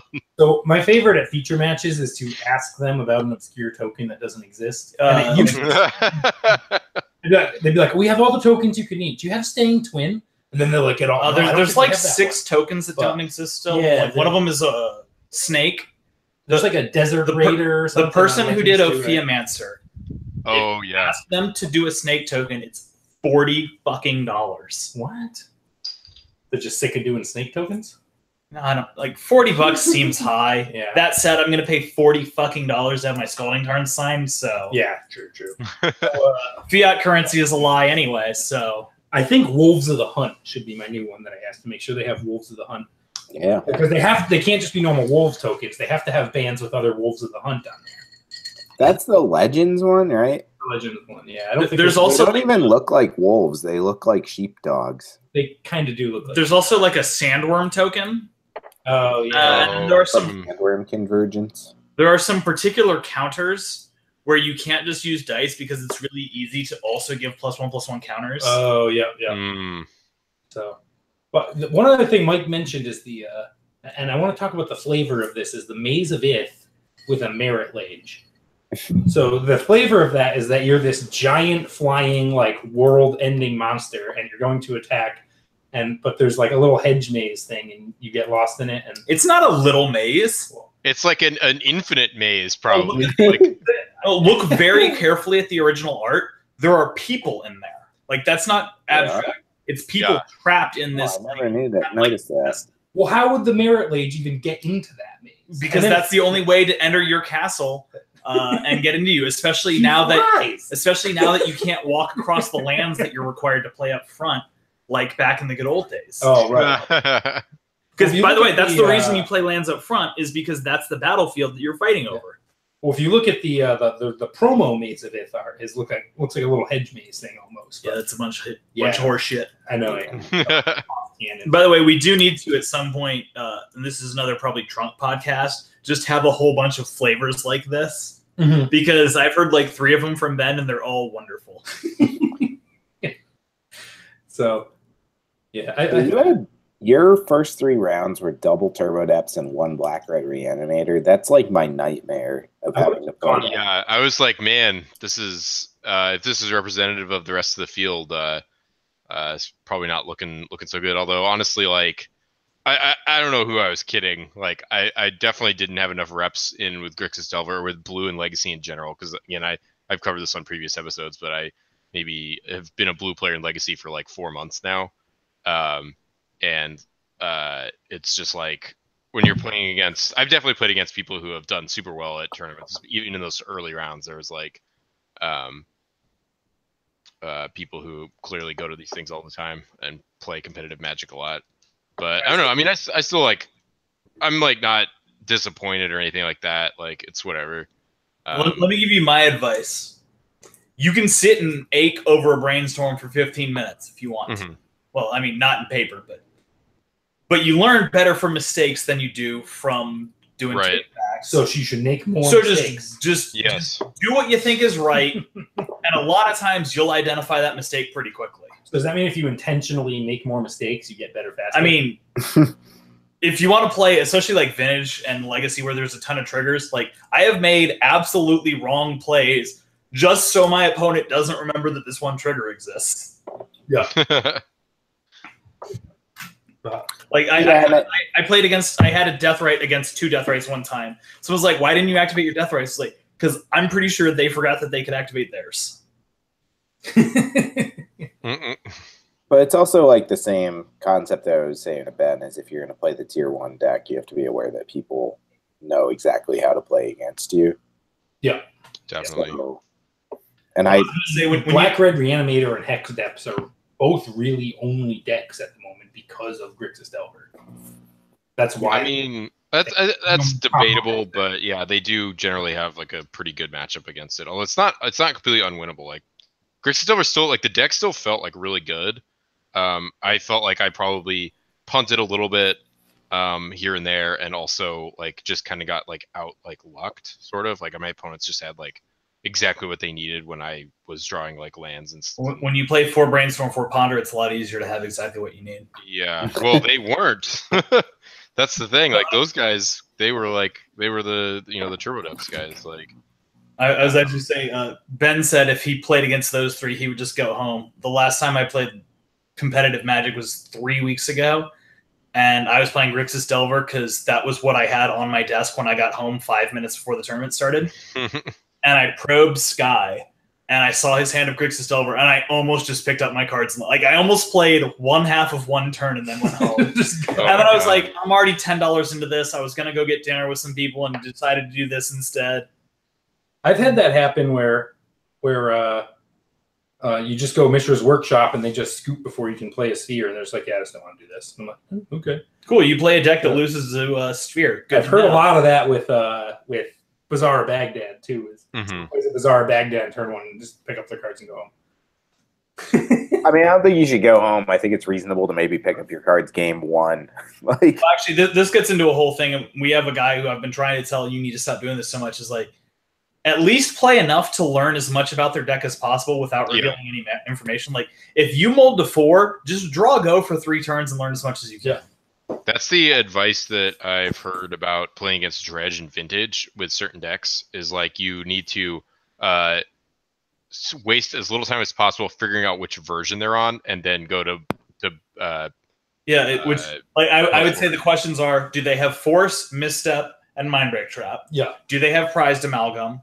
do they have, at least in the main deck, do they have Hollow One? Yep. And then if you won game 1 and you're going to get clearly stomped game 2, are they playing Hex Mage in the side? I think the same question applies against Oath. Because which Oath are they? Yeah, let them Oath through their deck. Before. Sure, you get to see the whole deck that way. Yeah. Well, it's like I lost one of the games I was playing against Grixis Tinker, and I won game 1 because I just had like kind of the shop's nuts, and he played an island and like a flooded strand and fetched. He might have fetched a Tundra. I don't remember because maybe he had white. I don't remember, but like he just like very hard. I was like, oh, this is just like Jeskai control or something. And then I scooped, or when he finally scooped, was when he had 7 cards in his hand and he was gonna have to discard, and then he just conceded instead. Yeah. And then the next game he did a nice turn 1 Tinker out of Blightsteel, and I was just like, oh, that's like not at all what I had voted for. So I love. We talked about how great it is to play against Finnish people. I've had an Oath player go, look, if you want to just concede, I'll let you look through my deck. That's the reason I haven't conceded, is because I haven't seen what's in your deck. It's like, look, I'll give you a minute to go through my deck. That's the same difference. Yeah. That's super funny. Well, I was sitting next to one where the guy goes, the guy gets out a vault key, and his opponent goes, oh, just we'll just shortcut, just show me the win con and I'll concede. And he goes, okay, and he starts flipping through his deck, and the guy calls the judge. He's like, oh, I meant like I'll play until I see a win con, and yeah, that sucks. Don't do that. Yeah, I don't think the judge gave him a don't do anything like that without clarifying exactly what's happening. Yeah, that too. I'm gonna go grab a beer, but Mike, do you want to finish your report? We got up to round 3. We interrupted you more than any other person. Yeah. So, wait, hold on. Let me tell us another story. I'm just kidding. After the Turbo Depths, the guy I beat who was playing Turbo Depths, that kind of like made me feel a little bit better. And then I think this was my next 2 matches were both Grixis Delver. The first one was against a guy who's from Boston. And he was telling, we were just kind of chatting. And as we went to, it went to 3 games, and it was like, I felt like I could have won it. There's probably some marginal plays or like errors that I made that maybe would have given me an edge. But I think at this point in the day, I was really starting to like, just like regret and feel what I had been doing the night before. And I also had. I was hoping you were going to say regret and feel the deck that you were playing. Yeah. Well, I mean, maybe a little bit. I had a really good time the previous day playing both the Agrolome and also Bug Delver. So like, I think, I mean, even though I enjoyed, like Friday was a great day, like I sort of regret even not playing Grixis in those side events. And I should have been, at least until the Duel for Duels, until I dropped, been like, okay, we're just all through and through Grixis Delver. Because like those 2 decks have a lot of different angles than Grixis Delver. And you have different kinds of outs. But I don't know. It was just kind of standard Grixis Delver mirrors. But basically, like I was saying earlier, like I don't have enough practice of that mirror to really be sure of myself to like know what matters, or like how to board correctly. Yeah, I've been playing Grixis Delver, and a lot of times my plan in the mirror is to just hope that they make mistakes. Like sometimes, like I'm not 100% on this combat math, but I'm pretty sure they're not either. So let's hope this works out. Yeah, for sure. And I mean, following that, like I do feel like both of the matches against the Grixis Delver players could have gone either way. Like neither player seemed particularly like, you know, extremely skilled or tenacious. Like they were fine. I'm not saying they were bad, and obviously they beat me. But it wasn't like they just like completely next leveled me and like. I thought one of them was known for playing Grixis Delver. Well, that's what he told me. He was like, yeah, I don't know. You know, and he told me this before the match even started, or once he realized what I was on, and I realized what he was on, and he was like, yeah, like I don't want to like come off as like arrogant or something like that, but I'm known for playing this deck. Like I've been playing this deck since the beginning. I was like, okay, dude, whatever. I asked him for tips about it, and he was other than like possible connotations or just the way that he like brought up the subject, he was very nice and helpful, and appreciated the info he gave me. And at that point I decided to drop. But unfortunately I should have done it around earlier if I was going to do that, because I did not have enough time to sleeve up the deck I wanted to play in the challenge that started right around then, the Legacy Challenge, and play a side event again. So I just that was the end of my Saturday. What was your final record then? 1-4. Yeah, that's rough. Ouch. But So you know, considering that. You were like struggling with sleeving all weekend. So that was one of the my actual only complaint about the way the event was run is that they could have given us like, if you're playing in a legacy side event, like the challenge events that are 4 rounds, it was literally set up that if you had to play out your 4th round and you want to play in the next one, you needed to have your deck already built. Like you wouldn't have had time to go get to like finish, report, register, and then build your deck. That's been one of my complaints with the way that the GP side events have been scheduled recently is they dropped them down to 3 rounds, and I understand why they did that. They did that because everyone who was in the money drew the 4th round. Yeah. But they've scheduled them such that like half the 3rd round overlaps with the next, and it's great that you can play a lot of the same format over and over again. But like they didn't lower the price, so you're paying I don't know what it is, like $25 or $40 to enter a tournament. And if you're 2-0, your 3rd opponent is going to say, well, I need to go play in this other event. It's like, all right, now that's too much money per round for me to I'm not going to go 2-0-1 for $40 or whatever it is. That's too much. Yeah. Yeah, I enjoyed the 4-round sides as well. They were fun. Yeah. I mean, like I said on Friday, like that my main like lesson was like, when you have a big tournament like that, just don't put too much stock in what happens on the first day. Because like honestly, like in the first one I was playing Agrolome, all 3 of my opponents admitted to me that they don't regularly play Legacy and we're just borrowing decks. And like, you know, me as someone who basically only plays Legacy when I play Magic, like I definitely like knew those matchups like way better than they do. Did you ask if they were from by chance? I don't remember now. I probably did, but I don't remember. That's frequently like a response that you get from a local. Mm-hmm. Yeah, that's my for sure. Small talk is always, where are you from? And if it's a multi-format event, what are you playing tomorrow? Yeah. And I mean, like Legacy or Modern or something that works. But normally when you show up to a Vintage event, then kind of assume all bets are off. They can be from anywhere. Your opponent has played Vintage before.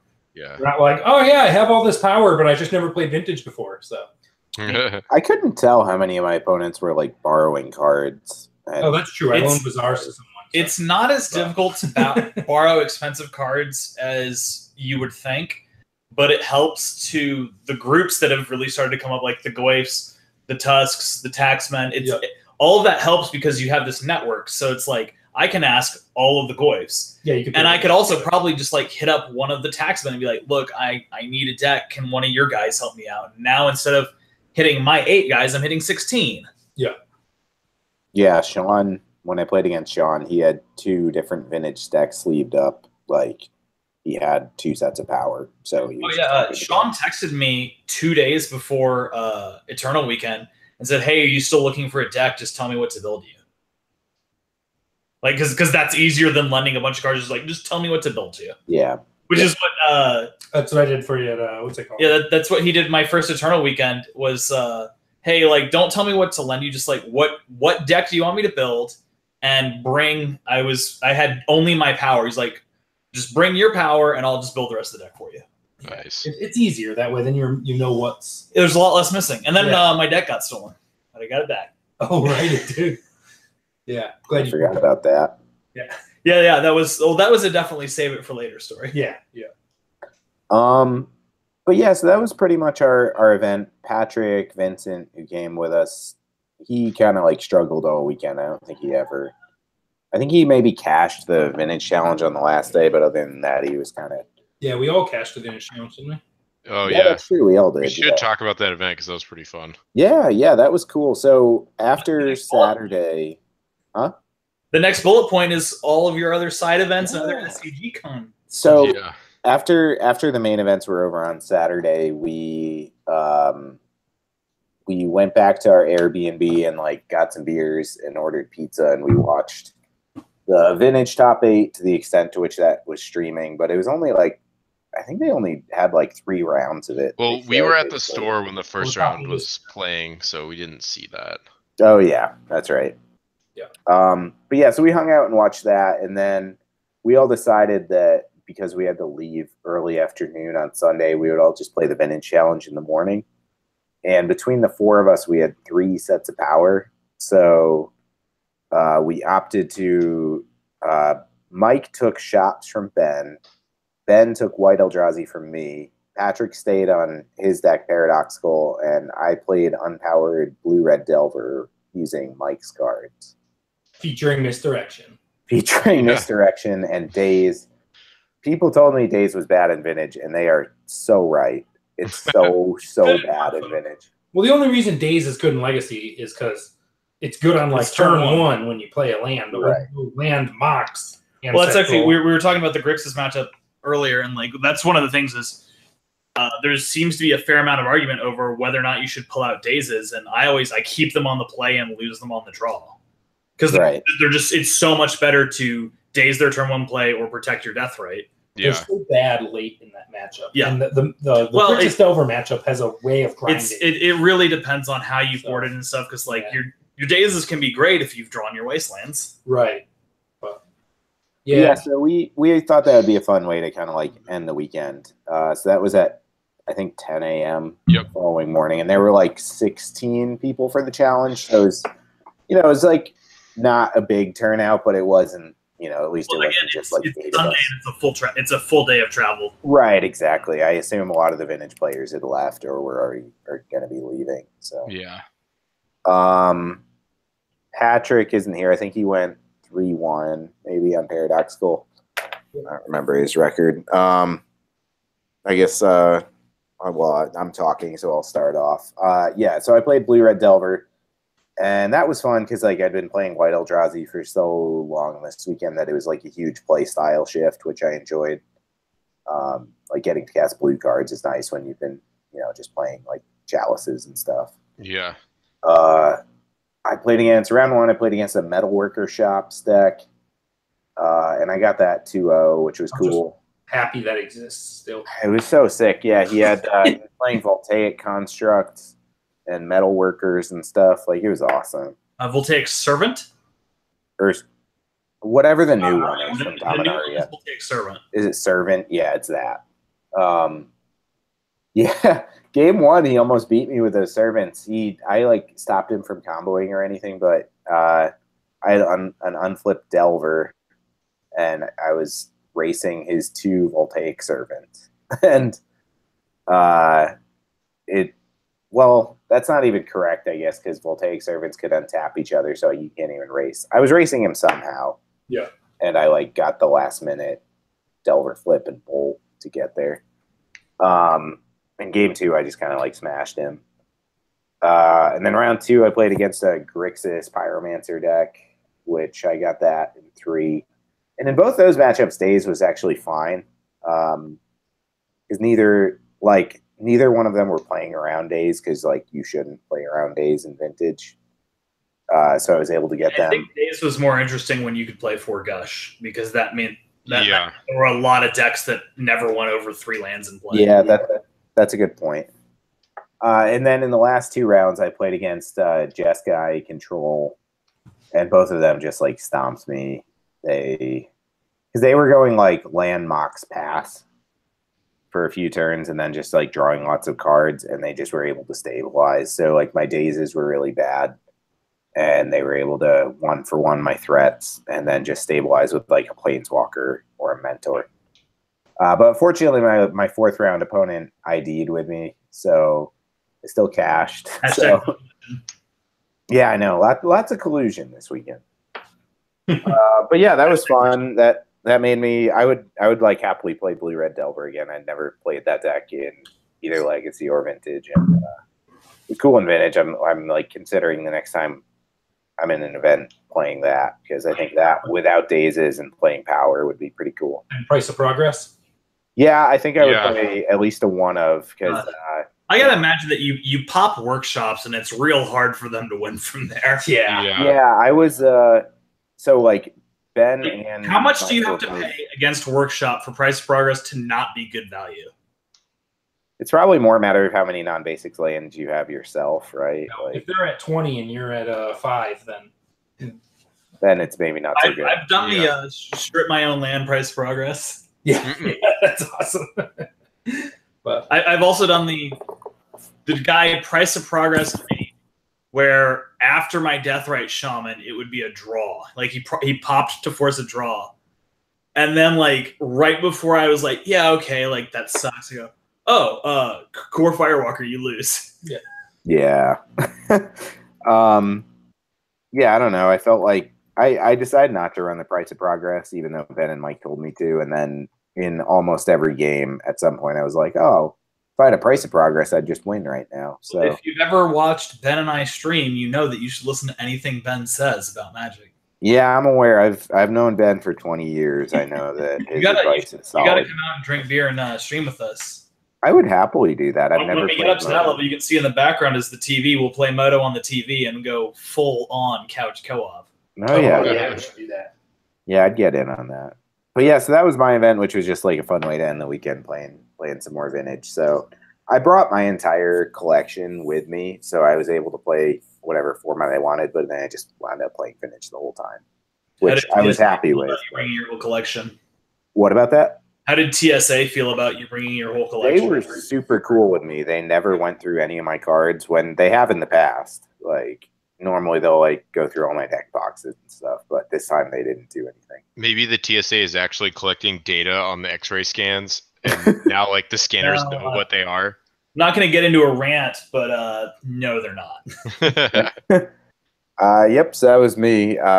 Mike, you borrowed shops? Yeah, so it felt it was very nerve-wracking to be carrying around Ben's small box that could easily be dropped or swiped that contains about 30 grand worth of Magic cards. Or something you were walking around with a gently BMW in your pocket. Yeah, exactly. So I was very careful when I was shuffling to not fuck it up, not drop cards, stuff like that. I always made sure I put it back in my bag. I double checked it like multiple times. Oh, there's some workshops missing, by the way, Mike. Oh, yeah. About that. He knows I'm joking, but he's nervous over there anyway. I had to buy a new kidney. But someone gave me some cards to get signed, and I couldn't remember how many they gave me. I was like, "Fuck! I think I owe this guy $1,000." Turned out I was wrong about how many cards he had given me. God. Yeah, like I was like, I never really had played shops before. I'd maybe like borrowed Stu's proxy deck when you like jammed it at like a coffee shop one time, and I kind of knew like, okay, yeah, this deck. There's a reason why people call it the best deck, but it was like pretty unreal to have like the real thing in my hands and actually be playing it. But anyways, I started out round one. I think I won every die roll. Then I played against round one. It must have been.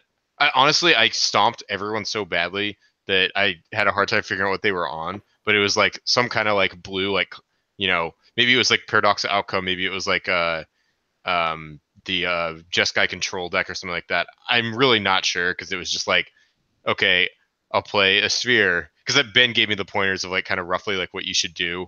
And it was basically just I played a Sphere if I had it, and then started making guys. And even though I definitely could have sequenced better in almost every single game at one point or another. Step one, don't let them play. Yeah, exactly. Like it was incredible being on the play. They literally like they just couldn't do anything. Like I beat a guy, the third round player, so quickly. I thought he was on Outcome, not Jeskai Control. It turns out he was on the exact same list of the guy I played next who, well, I didn't really play him. I drew and then we played a friendly. But anyways, yeah, so I beat the first guy. Don't really remember what he was on. Then I got paired against Patrick. He was playing his Outcome mentor list. And I beat him. And then round three, didn't even get a chance to identify what my opponent was playing because there was that match. I think there was a hand that was like 4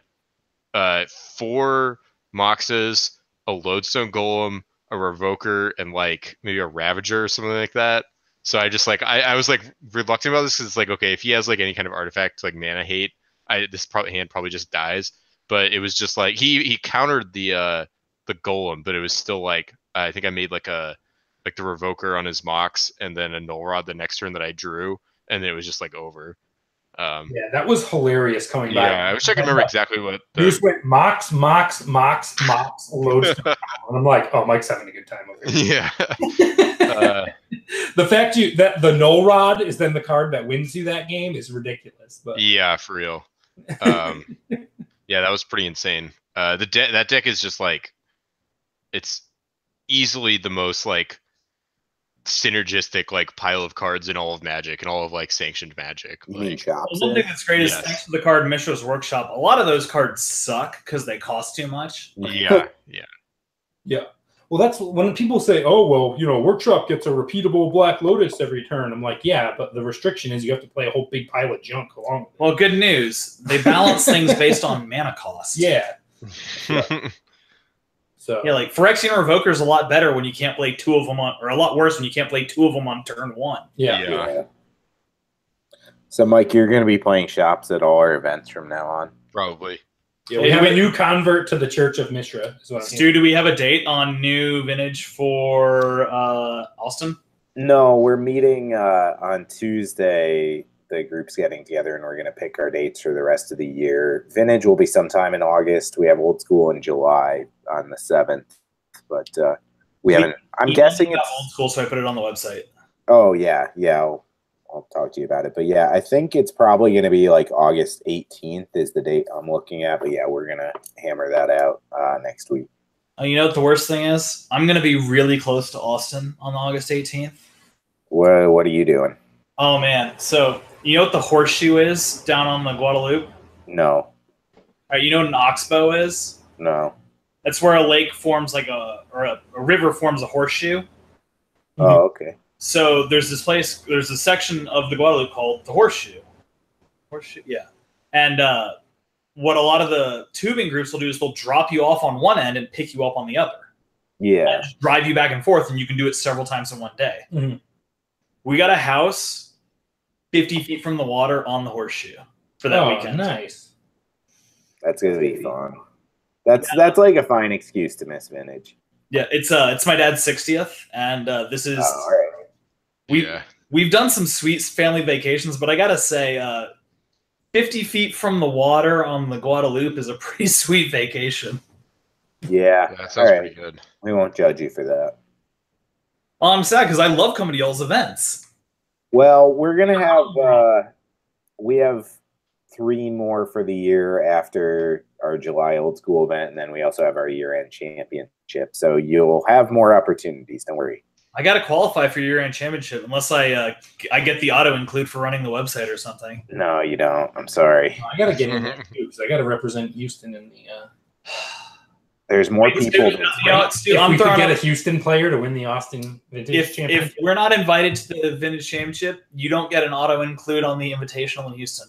That's fair. I'm sad, but I'm not going to argue.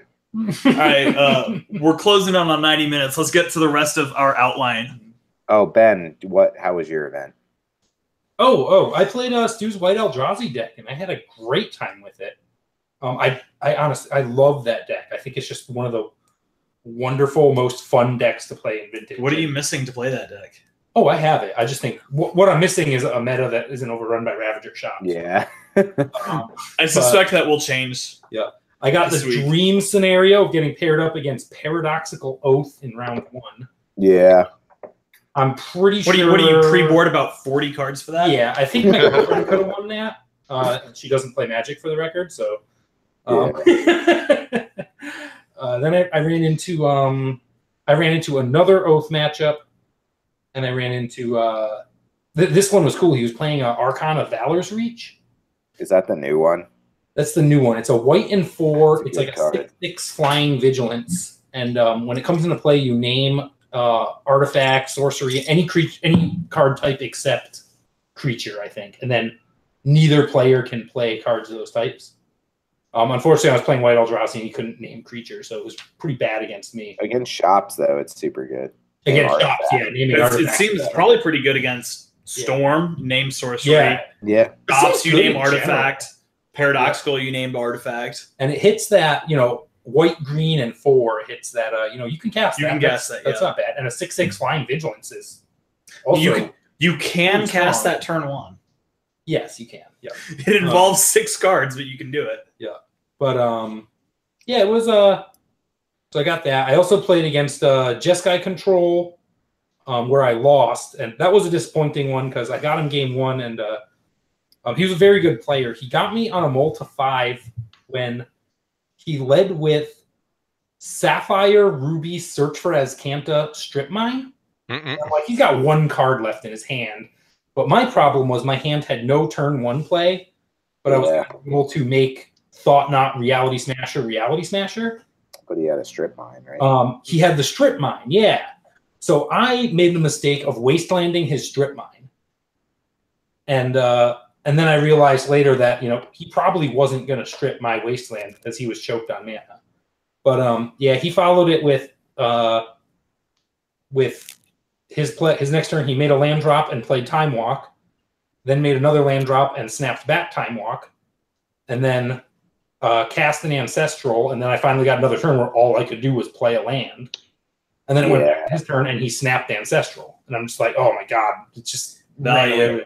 He Xeroxed you pretty hard. Yeah, he Xeroxed you really hard. He was a nice guy. So yeah, he beat me. He beat Ben Perry, so got to be a good guy. Yeah. I knew a lot of Ben, or I met a lot of Ben Perry friends at this event. Yeah, everyone seems to know Ben good Perry, to so. Yeah. If you don't know Ben Perry, what the fuck are you doing with your life? Yeah, he's an amusing character. So yeah, I ended up going 3-1 because I ran into Grixis Control in the last round, and he was saying, he built his deck because it's good against like the Jeskai decks, but it loses percentage points against things like White Eldrazi, is what he told me. Yeah. Another super nice guy, someone who was miles ahead of me in the signature game too. So unusual. Yeah, he had like everything fine. He had all. Was he the dude with the Black Lotus playmat? Yes, yeah, he had like an old Chris Rush drawn Lotus playmat. All his black bordered power was double signed by Garfield and the artist. Like, it was beautiful deck. I was like, I had one game where he had it locked up, and I just sat there and let him keep playing cards because I was enjoying looking at his deck. Yeah, I played him round 2. He was a nice guy. I think he was from LA. Yeah, I think that sounds right. Yeah, he was a super nice guy. Yeah, I think I know who you're talking about. Yeah, we'll discuss it offline. Yeah, but yeah, I beat him too. I mean, it was turn 1 Thalia, turn 2 Glow Rider, and he just had Glow Rider. Yeah, Stu runs the 3 Glow Riders, and what a card! I'm so excited that your list got published because when the first time we published one of your lists, it had 1 Glow Rider, and people were like, "What the fuck, Glow Rider?" And StarCityGames.com 3 Glow Rider. Oh yeah. Well, everyone always asks, why not Wingmare? Wingmare? And the reasons you only have a few white sources in your deck, and 4 of them are Cavernous Souls. And Glow Rider's a human. So being able to cast it is more important than having the flying. So, on that note, I will say, especially if you're, I know most of the Houstonians are proxying their decks. Star City published the top 32 deck lists. And There's some cool ones on there. Someone attempted to get all of them, but there's a lot of opportunity to mix it up with some new cool decks. I think it was top 8, a Mardu, which is the wrong word, Planeswalker deck that looks fucking sweet. And I'm like, it was top 16, but yeah, I lost to that guy in this. Well, I'm thinking about playing it on Sunday. The only problem is I think about 3 other people in our group are thinking about playing it on Sunday. Yeah. I also lost to a Duretti earlier in the event, and it was not him. It was a Grixis Duretti deck. Yeah, I mean that card's good. Yeah, that guy had all the by-forces, right? That was the guy who had 4 by-forces in a 75. No, that was a different one. Oh, okay, never mind. And this guy had a lot of by-forces too. Yeah, also check out the Liquid Metal Coating Trigon Predator deck. That's a cool one if you want. Yeah. All right. So anything outside of SCGCon, restaurants, hangouts, anything like that you want to talk about? Quality McDonald's.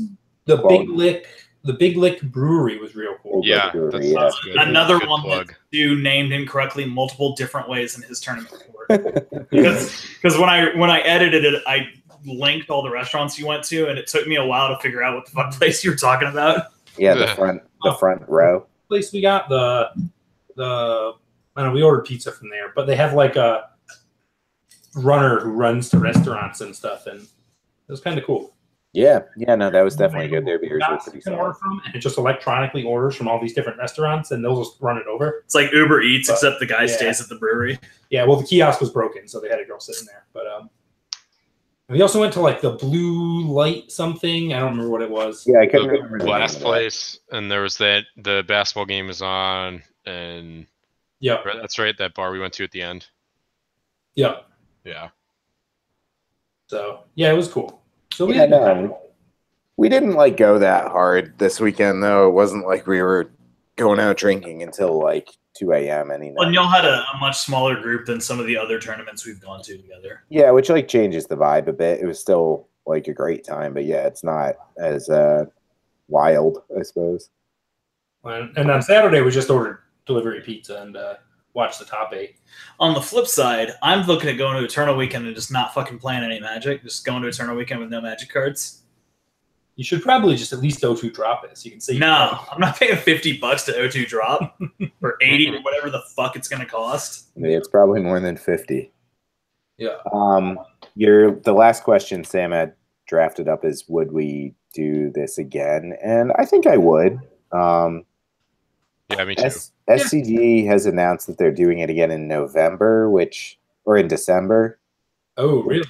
Which I kind of think- puts someone on a schedule to be doing this every 6 months. Yeah, this is the type of thing I would happily do once a year. I don't think I would do it again in 6 months because like Eternal Weekend is in November. I was going to say December is much harder. There's a lot of, for most people, there's a lot of money squeeze at that part of the year. Yeah. For December people seems playing tough. Legacy and Vintage, that's going to be right after Eternal Weekend. It's probably going to be pretty close to the next Legacy GP. Will probably be January, February. Yeah, I don't know about December. That seems like a tough time. But I think I would guess that part of the reason they want to do it every 6 months is it's a lot cheaper to have your invitational be in Roanoke twice a year. That's I think that's exactly why they figure they're already doing the invitational, so they might as well try and bring in more people than just invitational people. Yep.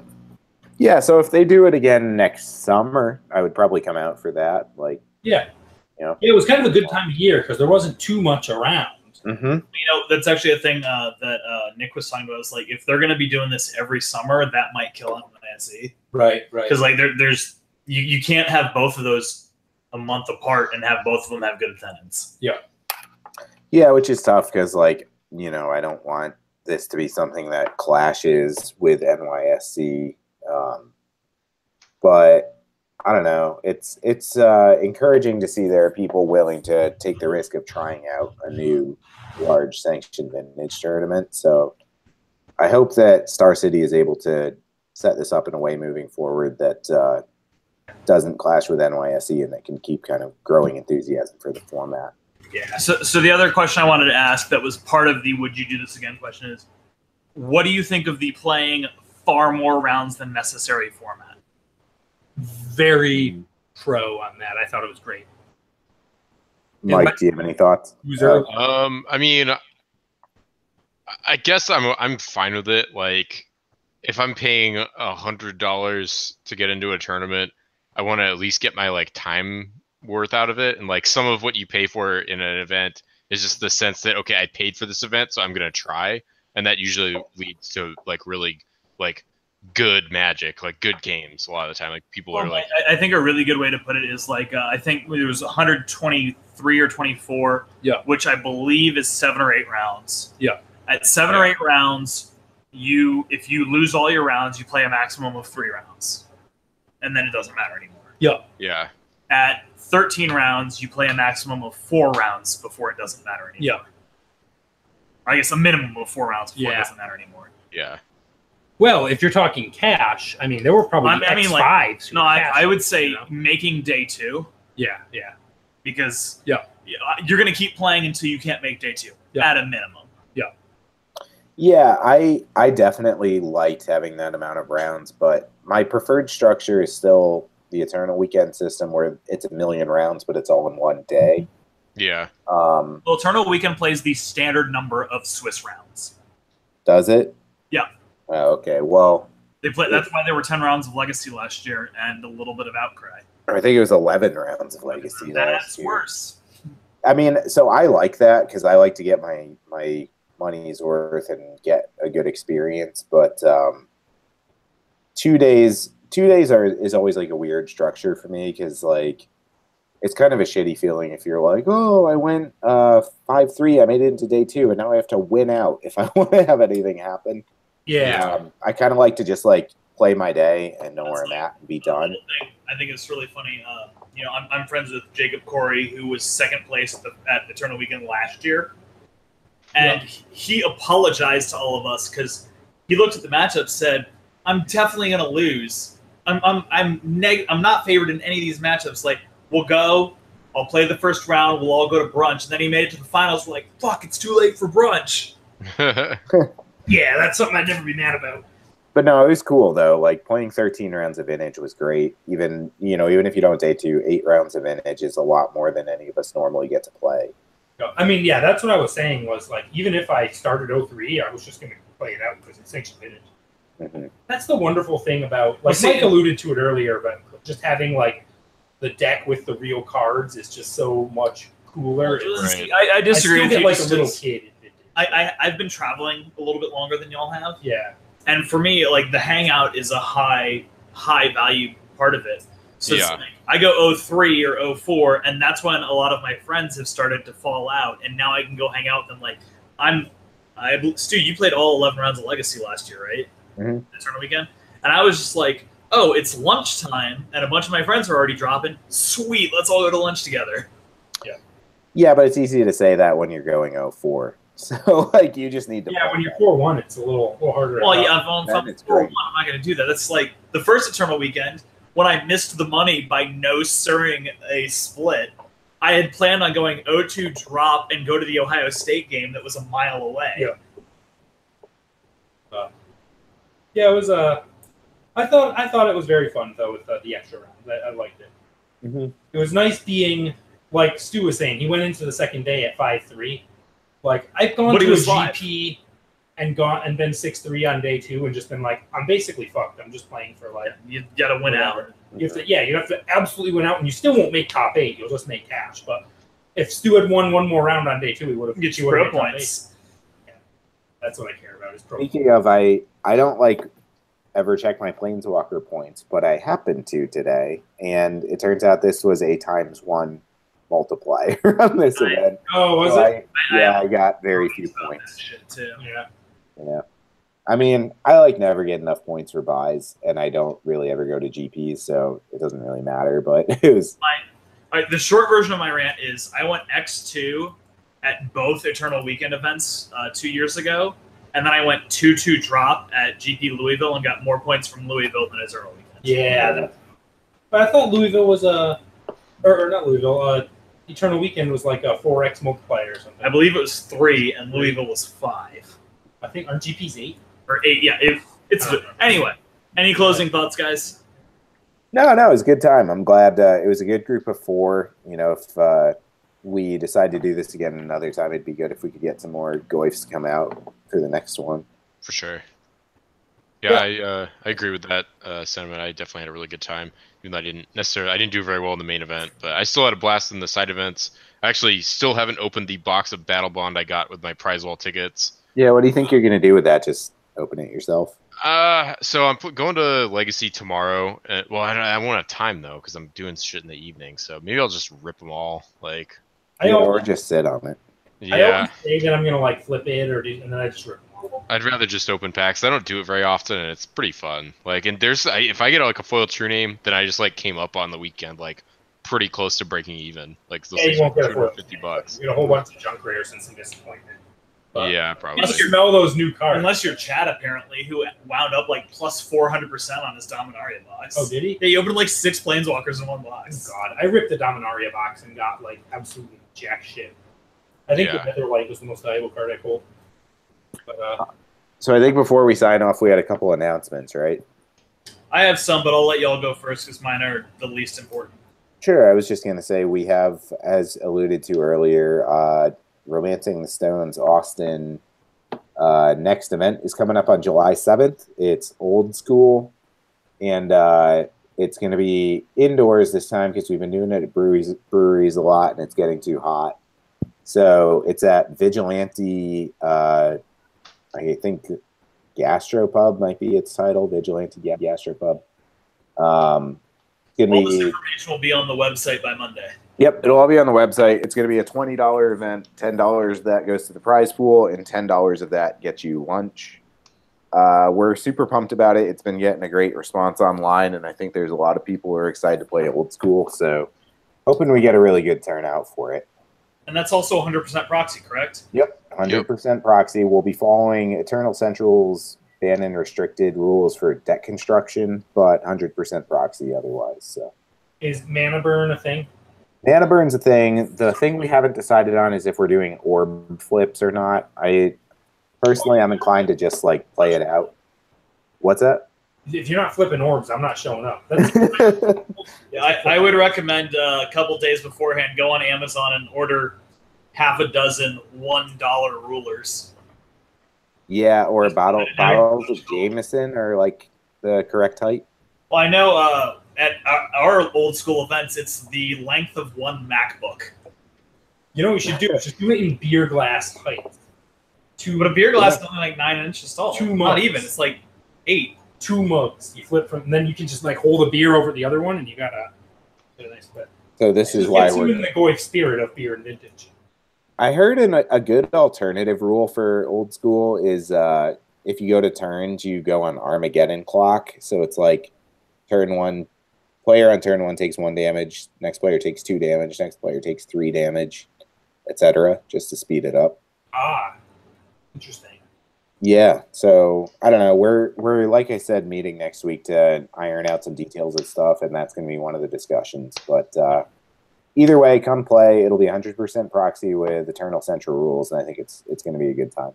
Yeah. Definitely. I think that's it for here. Yeah. My announcements always prefaced. Follow us on Twitter at Texas Lurgoyfs, because Lone Star Lurgoyfs is exactly 1 letter too long. Because all of this information will be on there. Tomorrow we will be posting, if you are in the Austin or Houston area, we will be doing another round of shirts. This will be with names on the back, but no numbers this time. And the distribution will be, cost a little less because the way it'll be distributed is they'll ship them all to me. I'll ship all the Austin ones to Stu, and we will then distribute them. If you are not in Austin or Houston, you want one, you need to email me because I'm not paying shipping to a bunch of people. And I am Sam at LoneStarLorgoyfs.com. We have Vintage probably tomorrow if you're listening to this, because we'll be releasing this on Saturday. We also have, this is the fun one, is we switched from every other weekend on Vintage to the first and third weekend on Vintage, because that's a little easier to keep track of. That leaves us with occasional 3-week gaps, or what we have been calling fifth Sundays. So July has such a gap. It has a fifth Sunday. Last time we played what we called Type 1.5, which was the Vintage Restricted List is banned. We are trying to figure out what format we want to play for next time. If you have any input on that, tweet us, email me, whatever. I'm sure it will be more fun than a barrel of monkeys, because some of the things that have been selected or recommended so far are Brawl from any standard, Pre-Modern, and Choose Your Own Standard. Can I suggest only cards rated 2.5 stars or less on Gather are legal? Problem with that, which is that I like it. They stopped accepting ratings on Gatherer like 3 years ago. Yes, and then we get no shitty new frames. This is perfect. Yeah. We could also Rich Day would love this format. we could also do Penny Dreadful. We could do Pauper. We have a guy who's willing to offer up his cube, but if we're doing a cube, then I have to take pre-registrations for that. Yeah. Spore Frog mirrors, you should do that. Mental Magic would be very fun. I'm all because about we do it at a bar. Shitty cards only. What do you think about Mental Magic, but you're required to take a shot per round? Oh God. Or 4-card blind, you could play that.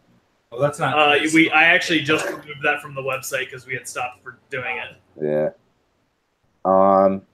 Yeah, it sounds good. I need to plan a trip up to Houston sometime before my kid is born to get in a couple more events. Any updates on the Goy Invitational? No, I think we'll probably be. I'm going to voluntold someone live on the internet. We'll probably be doing it at Joe and Joanne's house again. I just haven't seen Joanne in person in a while because we usually go for steak night at the bar on Thursdays, and she is taking classes on Thursdays right now. Oh, yeah, I gotcha. But if she's not being sarcastic, we're meeting at a bar at 5 o'clock tomorrow morning to watch the World Cup. So, which is in 13 hours. Well, on that note, I think we had one final announcement, which is that you guys are streaming once we get off here.